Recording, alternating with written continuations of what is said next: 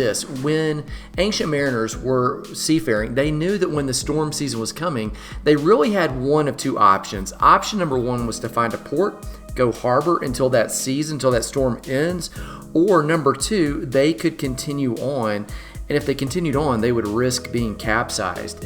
Well, for most warriors, most of the people that have fought, they really do kind of that option number two. They've been trained, they've been conditioned to send other people with option number one to find the safe port until the storm ends, and they continue. In fact, they don't run to safety, they run from it. They run to engage what might be dangerous for everyone else. The problem is, at some point, if that storm is going on inside of you, you've got to have really what is a safe place, safe space to deal with that. Even in the middle of battle, there are certain places, bunkers, places you can go. Even if the war is going on around you, there are places that you can go and step aside from it all, regroup, and deal with what you need to deal with. And so that's really kind of what we're trying to do here with Centers of Hope, is create space where that can happen. Now, let me describe what the centers are. Centers are regular meetings. They recur weekly.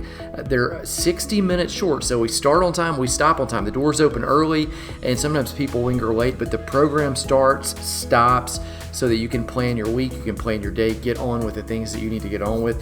They are safe spaces to provide warriors with encouragement, with resources, and with relationships. I'll come back to that in a moment. And they're really hubs. They're places where businesses, service providers, and warriors can come together to further the mission of hope and healing, and then go on the next mission. People ask all the time, where did these things come from? How did they start? Here's the short version. A few years ago, we created a documentary, Invisible Scars. It was really to address the wounds that go on inside of people. We were seeing that not all of the damage that war did was external. If it was an external wound, an arm, a leg, a cut, something of that nature, it would tend to be easy to address, and we would readily go after it. But many times, the wounds that people were carrying from battle, they weren't seen at all. They were internal. They were the invisible scars. And so this really dealt with, this documentary, PTSD and emotional trauma. And it was incredibly well received. We've given away, tens of thousands, upwards of 40,000 of those DVDs away absolutely free to people who call in, write in, request them.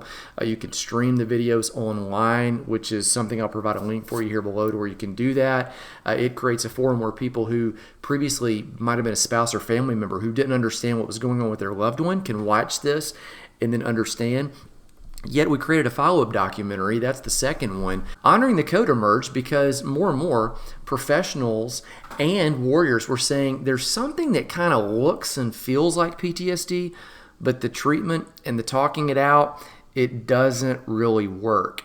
And what they found out was there's this thing called moral injury that really had some spiritual roots. And so we took that on in the second documentary. And so again, both of those are available for you to download, to stream absolutely free right here on the website. Now, that led to this. All of those giving away DVDs, screening, streaming, it led to conversations with people that really said, what next? And what next seemed to be, let's create an environment where these people can get into the same room and we can talk. We can carry this conversation farther. And so that was the genesis of Centers of Hope. So Centers of Hope are these groups that meet weekly. There are 4 things that we do at every Center of Hope. I'm going to show them to you on the screen. Number 1, rest. We step back and we find peace and healing. Number 2, reconnect. That's joining with others who can relate, who can have been in the same boots that you've been in. Number 3 is resupply. So we obtain resources that we need. Number 4, redeploy. That is, look and see what the next mission is. A lot of soldiers, when they come back from battle, they come back from deployment, they had a mission. They had definite goals. They knew if they had succeeded or if they hadn't, or what adjustments they needed to make. When they come back, a lot of times it's kind of like, well, what do we do now?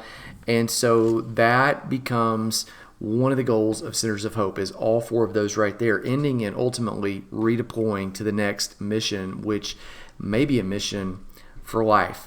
Now, here's an image we use all the time in Centers of Hope. It's a web, and what we tell people is Centers of Hope aren't the end. They're just the beginning. In fact, one of the guys that's in the documentary, this is a great quote from Sergeant Major James Joyce. He's retired Army. He says something like this. He says, "You've already fought one battle, and you are fighting another. You won one already, so win this one too. Find a web," that's his language, "find a web and get in it, because I don't want to lose you." Now, you might know the stats. We lose 22 veterans a day by suicide at their own hands. If you were deployed since 9/11, you're more likely to die at the strength of your own hands, suicide, than you are overseas by an enemy combatant. And so what he's saying is there's this real need for people to connect, to get together.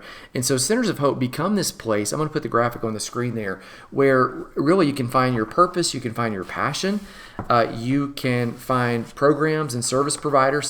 At least now they know that service provider is out there in case someone that they do know needs that. So again, purpose and passion, programs and providers, we match them up to where they can meet other people. So every week we feature a testimony from a veteran who has walked and come out and is living this side of deployment. One of the greatest aspects of the Centers of Hope is the small groups that happen towards the end of the meeting, where after we have a 15-20 minute lesson, we actually let people just kind of circle up and talk through what they're learning. And then also personal needs. There are people that are there to meet real needs in a real hands-on way. Now, we do this in groups. We do have for sure online resources that I mentioned about. We do have a Facebook group that's specifically for people who've been to the Centers of Hope. So that's not just for all veterans out there. That is a private group. And then we do this, of course, in the group where we meet every single week. A lot of times people ask by that, why? And there's a chaplain from military chaplain that actually, PhD, so professional and spiritual, that says this. She says, I tend to think that group therapy is probably the most effective treatment for PTSD, for emotional things, for just getting through life. And she says this, I think it's this for this reason. In group therapy, you're there with other service members who are experiencing similar things, similar distresses.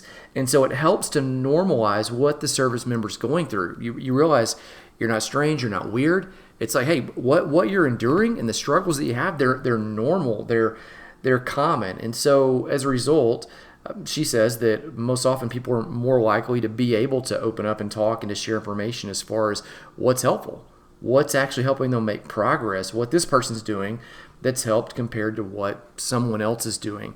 And so the group thing really becomes kind of twofold. You see that you're not alone. You see that what's going on is normal, right? So you're not alone. And there are people there that can help you, but also you can help other people. So I love the graphic that I'm putting on the screen right there, because again, it just shows that you're not alone. And again, sometimes that's because there are other people that need to help you. And many times you're going to see that you have no idea like what you may carry that actually empowers someone else. And so every week we have time for people to discuss. You're never made to talk, but if you want to, you can. And every week we hear the testimony, the story of a veteran who's kind of come through on the other side of deployment. Now this right here is a picture of our book. It's a legitimate book. We wrote it and it's on Amazon. You can buy it. When you show up to the group, the first week we'll give one to you so that you'll have that and you can work through it. In this book, there are two objectives. The first objective is this. It's if you need it, it's to find healing. Now you might not need that, but there may be people that are around you that do, that, again, you can help with. And number two is to find a mission. Find out what's next. What's the next best thing for you? Now, the book has 4 parts. We use this in acronym. The title of the book, Warrior Hope, we have that acronym, HOPE, H for healing, it's part 1 of the book, O for opportunity, that's part 2, peace is part 3 of the book, and as you might imagine, empowerment is part 4 of that book. And we walk through each of these, realizing that you may kind of come in and you may have healing and opportunity. You just need to be at peace, or you may have peace and opportunity. You just need a platform. You just need empowerment, or you could have all those other things and you just need healing. In the back of the book, there's this section called Field Notes. Now, 10 chapters of the book plus the intro. in the back, there's a section called Field Notes. And that's a place where every single week you can kind of jot down questions you want to resolve, important points that you might have learned from something somebody in the group shared or said, or testimony, maybe even the speaker that was speaking that week, and the 15-minute kind of main idea lesson. Also, there's a place about resupplying suggested resources. So every single week there's a service provider of some sort. It could be financial, it could be addiction, it could be marital counseling, it could be just regular life counseling, life coaches, it could be people that do art or other types of therapies or other kind of outlets. It could be suicide prevention, places where you can volunteer, where you can get on board. Again, not because you might need those, you might, but also so that you know outlets for other people who may need to lean into the wisdom that you have, to where you can give that to them. Every single week, the agenda, other than the intro week, is the same. In the intro week, we kind of give you all this information, some things, some resources, but every single week, the agenda is the same. It always takes an hour. Generally, what we'll do, put this on the screen where you can see it, is we'll do a welcome and we'll introduce the topic of the day, which is in the book. So no surprises on that. You could have seen it the week before. We'll have a service provider that will speak for a little bit, 5 minutes. Here's kind of what I do. These are all people that we've screened, that we trust, that we know are looking out for everyone's best interest in the room, and we'll talk about some opportunities for you. We really kind of do this sound off and present the big idea. In about 15 minutes, we do some fun giveaways and give some things away. Listen to a testimony from someone who really embodies what we're talking about in that topic, whether it's emotional health or mental health or spiritual health, or redefining your mission, or partnering with others, or I'm just kind of listing off some of the lessons that we talk about there. And then we have that group interaction, and we end with that. Again, a hard stop right at the 60-minute mark, to where you can go on and get about with what you need to get about. Here's the way to get the most out of the group.